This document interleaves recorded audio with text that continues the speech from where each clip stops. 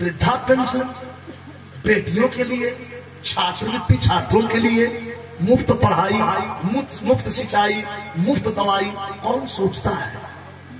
आज की स्थिति का बहुत याद आएंगे नेताजी, बहुत याद आएंगे नेताजी, और नेताजी आप बहुत याद आएंगे। मेरे पास कोई शब्द नहीं। बड़ी बड़ी बात करने के बार बार नेताजी पार्लियामेंट भी बोलते रहे कि पाकिस्तान से हमें खतरा नहीं है, हमें चीन से खतरा है, हमें चीन से सजग होने की जरूरत है।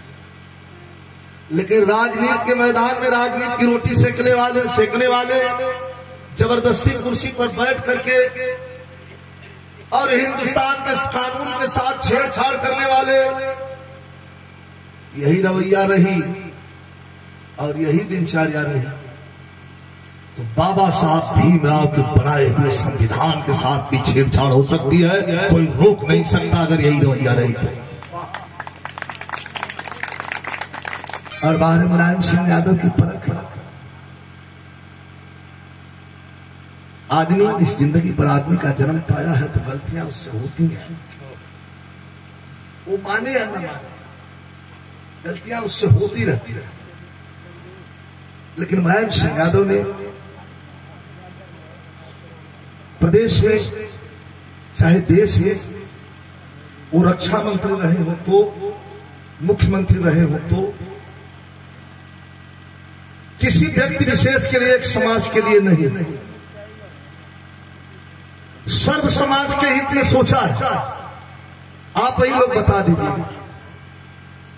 आज जो जवानों की लाश आ रही है बॉर्डर पर से अंतिम दर्शन के लिए, मात्र वर्दी और टोपी आ रही थी, नेताजी रक्षा मंत्री हुए तो अपने कलम से उन्होंने लिख दिया कि नहीं, किसी के आंख का तारा चला जाता है, किसी बहन का भाई चला जाता है, किसी माँ का बेटा चला जाता है, और किसी छोटे से दुधमुहे बच्चे का बाप चला जाता है।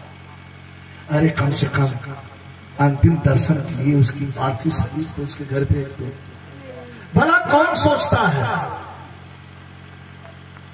2 दिन का शोक फौज में मनाया गया, 2 दिन का शोक। मेरी तो बात हमेशा होते रहती है फौजी। हमारे गाजीपुर के पूर्व सांसद और वर्तमान गवर्नर जम्मू एंड कश्मीर के मनोज सिन्हा जी का कनर है अभय यादव इसी बरहट का। कल टेलीफोन करके कहा, उसकी आंखें लाल हो गई।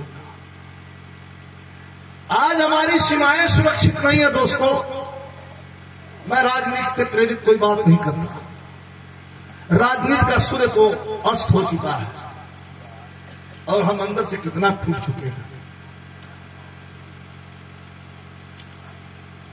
बनावटी नहीं है मेरे पास कोई शब्द, लेकिन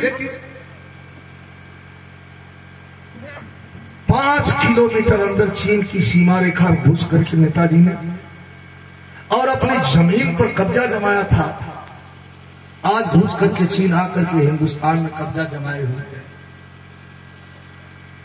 बड़ी बड़ी बात करने के बार बार नेताजी पार्लियामेंट भी बोलते रहे कि पाकिस्तान से हमें खतरा नहीं है, हमें चीन से खतरा है, हमें चीन से सजग होने की जरूरत है। लेकिन राजनीति के मैदान में राजनीति की रोटी सेकने वाले जबरदस्ती कुर्सी पर बैठ करके और हिंदुस्तान के कानून के साथ छेड़छाड़ करने वाले,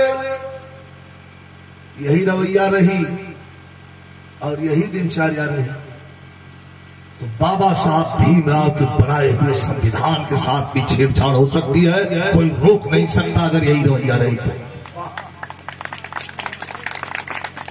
ये नागपुरिया कानून लागू करना चाहती है भारतीय जनता पार्टी।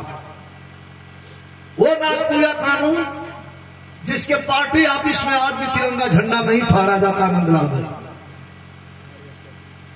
आज भी तिरंगा झंडा नहीं फहरे। गोडसे को मानने वाले लोग हैं, गांधी को मानने वाले लोग नहीं है।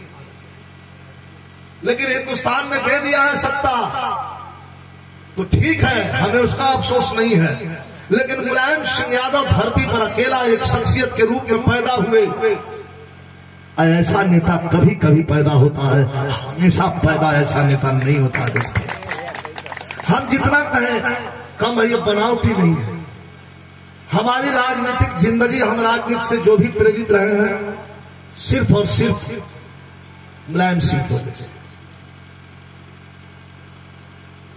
सन 1992 में जब नेताजी ने पार्टी का गठन किया था, राजेश जी आपको ख्याल होगा, उस समय नेताजी ने हमें बुलाया था इटावा में।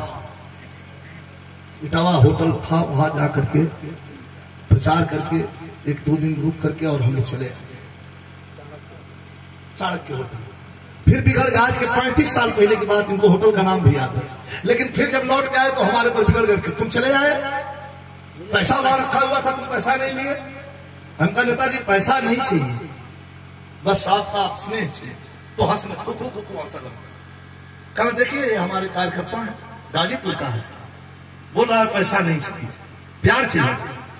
ऐसे ऐसे लोग अपने खूनों से सींचा है नेताजी ने गरीब मजदूरों को, वृद्धा पेंशन, बेटियों के लिए, छात्रवृत्ति छात्रों के लिए, मुफ्त पढ़ाई, मुफ्त सिंचाई, मुफ्त दवाई।